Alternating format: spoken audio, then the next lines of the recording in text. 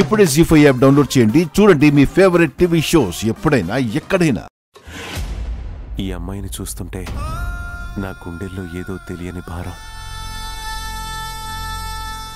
ఏదో పసిపాపొచ్చి నా గుండెల మీద తంతున్నట్టుగా అనిపిస్తుంది.